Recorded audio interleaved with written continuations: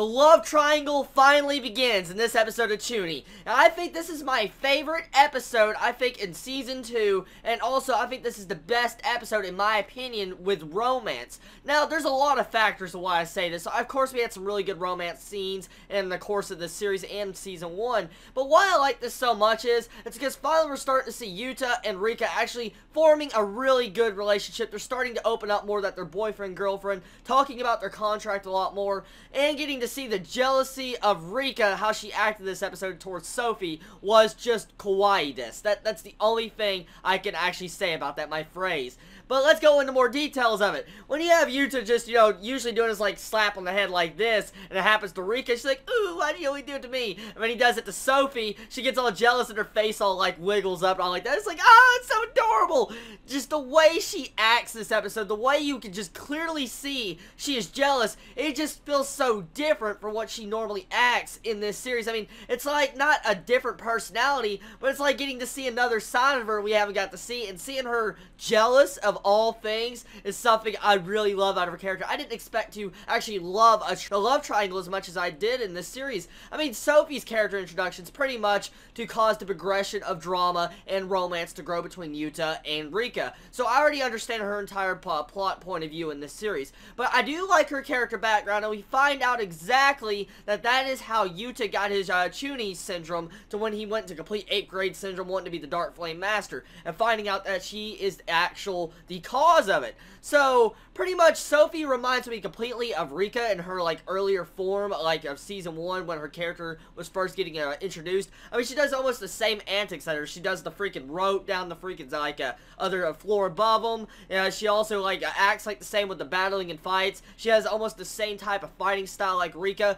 And speaking of fighting style, that fighting style this episode, holy crap, I think that was the longest fight I've seen in this series. And that fight actually got me freaking so hooked. I was like, oh my god, this is awesome. This is so freaking awesome.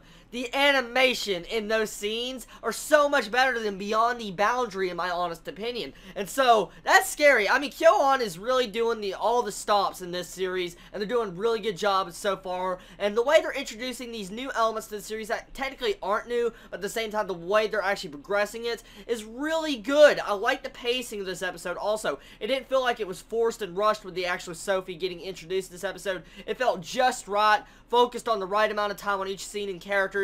And I do love that actual beginning part. I haven't really talked about it that much in this review. So let's talk about the beginning. The entire part was our poor main character, Yuta, getting put in a magical girl outfit.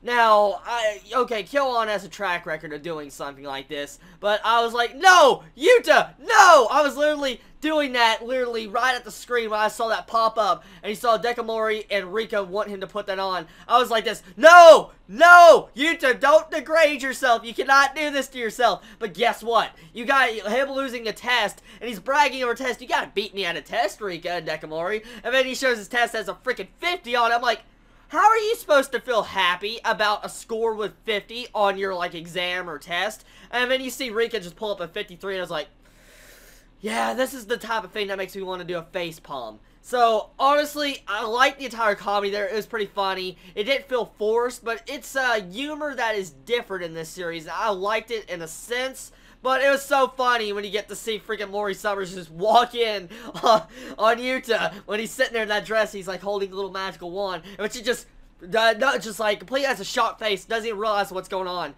But she just pulls out her phone, and he got freaking Yuta to grab her phone, just slinging out the window. I was like, holy crap.